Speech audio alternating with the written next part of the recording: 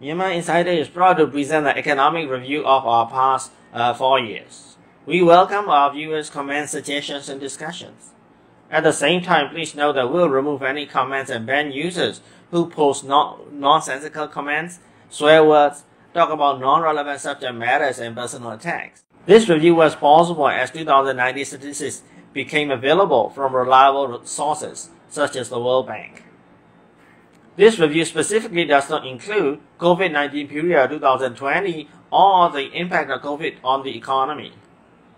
The review also is a direct reflection of the economic performance of the current NLD government. For comparison purposes, we use the immediate past 4 to 5 years and the regional ASEAN countries with similar economic circumstances. GDP per capita is probably the most important and common indicator of economic performance of a country. Here we made a chronological as well as inter-regional country comparison to see how Myanmar has progressed and where Myanmar stands right now. Myanmar has fallen to the bottom of the pile. In fact, in 2019, 4 years into NLD administration, Myanmar has become the poorest country in ASEAN in terms of GDP per capita, falling below Cambodia in 2019. Some may say GDP per capita has grown somewhat, yet our neighbors have grown faster and grown more. This speaks volume on the economic management of the country, headed by so-called a team of foreign talents and experts.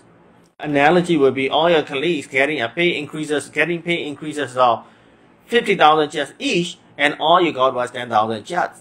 Should you be happy about that growth? Definitely no.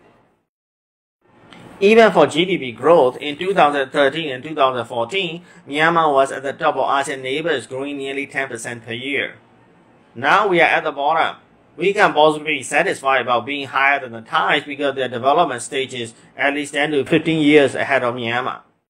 As Myanmar Insider has mentioned many times prior, we need to be growing at least near 10% per annum if we are to catch up with our richer neighbors.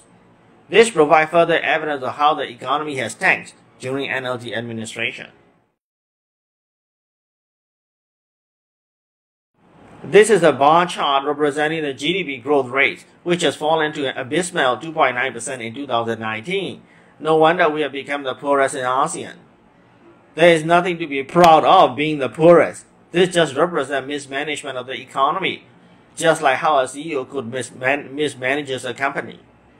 Based on factual evidence, NLD government and their so-called team of foreign experts managing our country is nowhere near as good as the previous 5 years managed by a local team of economic advisors and ministers.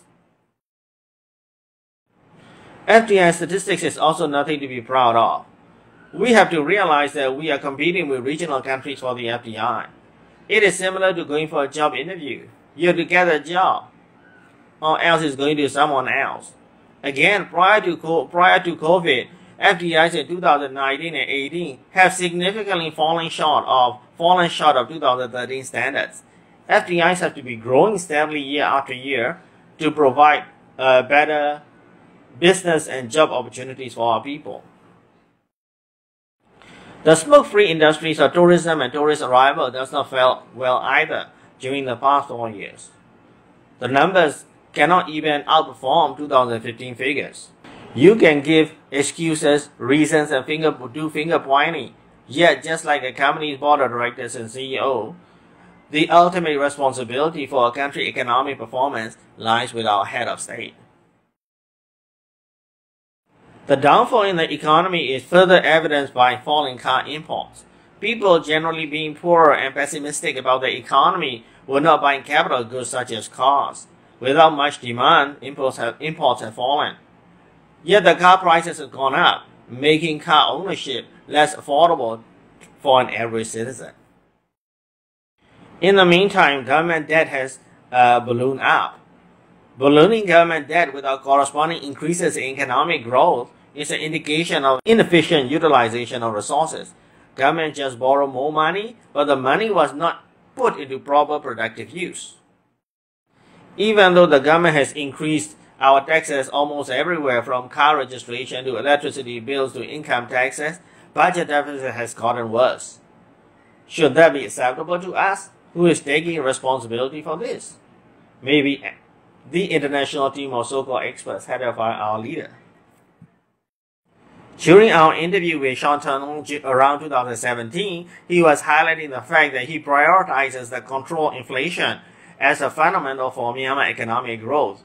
Obviously, his tactics were not working, based on the evidence from the World Bank. Inflation, in fact, has shot up from around 5% in 2017 to nearly 10% in 2019.